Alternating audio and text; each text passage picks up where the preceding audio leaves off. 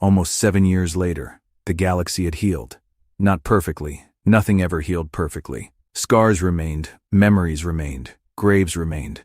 But life had continued. The war between House Reach and House Rain had faded into history books. Children learned about it in schools. Documentaries covered it.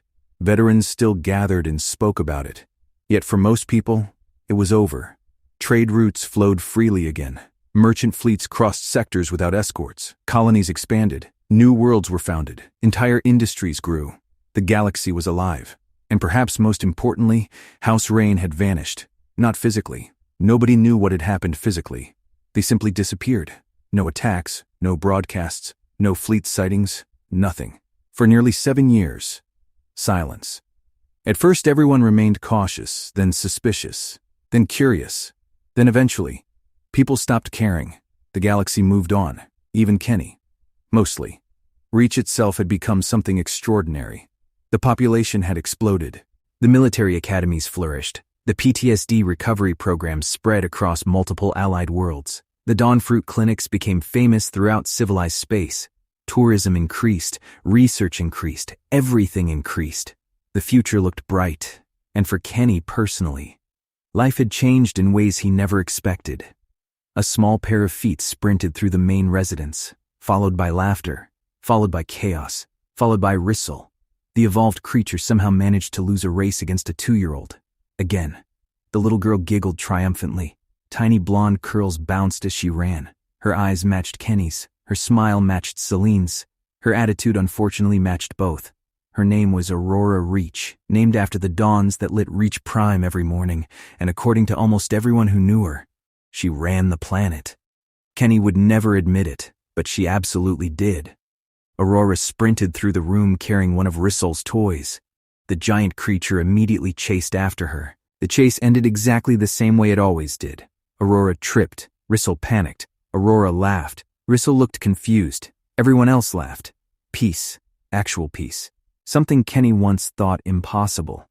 That morning, the family gathered in the central living room. The atmosphere felt familiar. Celine sat beside him. Aurora occupied his lap. Rissel occupied entirely too much floor space. Pines and Lyra sat together. Nobody bothered pretending anymore. Darius occupied his usual chair. Coffee filled the room. The enormous wall screen displayed the live pre-eclipse coverage, and the galaxy was absolutely obsessed. The 11th Eclipse Games, only days away. The biggest event in civilization. The next generation of hopeful champions had arrived. Entire worlds watched eagerly. The announcer smiled brightly from the entrance city.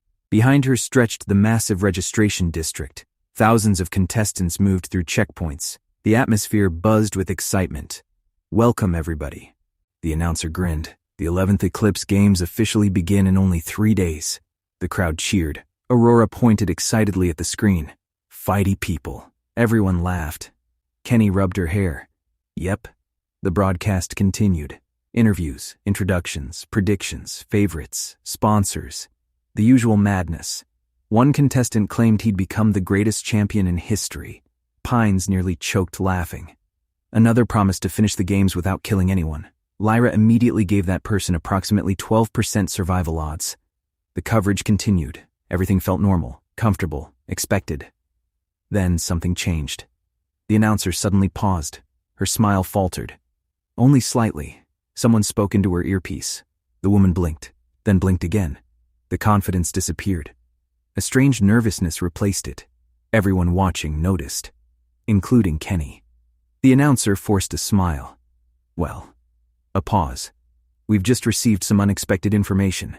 The crowd behind her became curious. The woman glanced off camera, then back again. We've apparently received one final contestant registration, the audience murmured. Not unusual. Last-minute entries happened every eclipse. The announcer swallowed. But another pause. I quote, "We also been informed this contestant requested live registration coverage." That was unusual. Very unusual.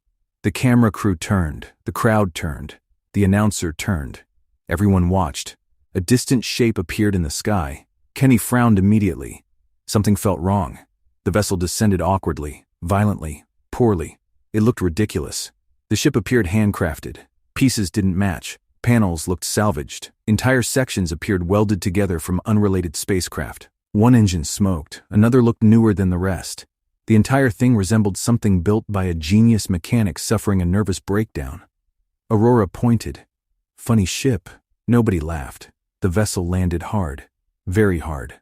Dust exploded everywhere. Several spectators jumped backward. The announcer looked terrified. The hatch slowly opened. Silence spread. A figure emerged. The crowd froze. The announcer froze. The camera crew froze. Inside the Reach residence, everyone froze. Kenny slowly stood. Celine stared. Pines stopped breathing. Lyra's eyes widened. Darius looked like he'd seen a ghost. Because they had. Lord Rain stepped from the ship. Alive, the galaxy collectively forgot how to function. For 7 years he had vanished. 7 years. Gone. Now he stood beneath the cameras, looking worse than anyone imagined. Older, much older. His hair had gone almost completely white. His movements seemed erratic, unpredictable. His eyes looked wrong, too bright, too focused, too unstable. Years of experimental compounds had clearly taken a toll. The man practically radiated insanity. The announcer visibly fought the urge to run, yet somehow remained professional. Mostly. Lord Rain? The man smiled. The smile unsettled everyone, including Kenny, still breathing. The crowd remained silent. Nobody knew what to do. The announcer nervously glanced at her notes, then back at him.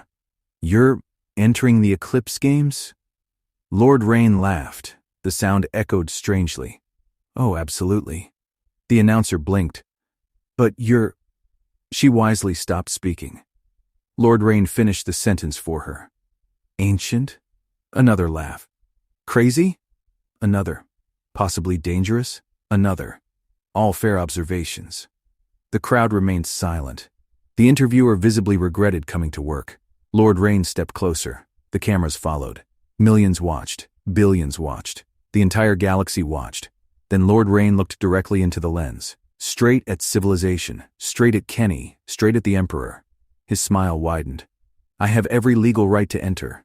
The words carried weight. Because he did. Technically. Completely legally. Nobody could stop him. Not without destroying the integrity of the Eclipse itself. The announcer swallowed nervously. What are your intentions? The smile somehow became worse. I intend to win. The crowd shifted uneasily. Lord Rain continued. I intend to claim the prize. I intend to remind people who I am. And I intend to settle a few old scores. The threat barely hid itself. The galaxy understood. Kenny certainly understood. The announcer looked terrified. The cameras kept rolling. Lord Rain leaned slightly toward the lens. If the Emperor is watching. Another pause. Hello. Another. If Kenny is watching. Hello, son. Inside the Reach residence, nobody spoke. Not one word. The old man laughed again, then turned toward the city gate. The registration entrance waited. The beginning of the 11th eclipse. He paused before entering, then suddenly spun around, throwing both arms into the air. Completely insane, completely unhinged, and completely serious. I plan to break records this time. The crowd stared. Get excited. Another laugh. Have fun. Then finally, woo. The old man disappeared through the gate. The cameras remained frozen. The crowd remained frozen. The announcer remained frozen. Across the galaxy, billions processed what they had just witnessed. Back on Reach. Aurora looked around the room. Everyone remained silent. Then the little girl pointed at the screen. Grandpa looks weird. Nobody could argue with that.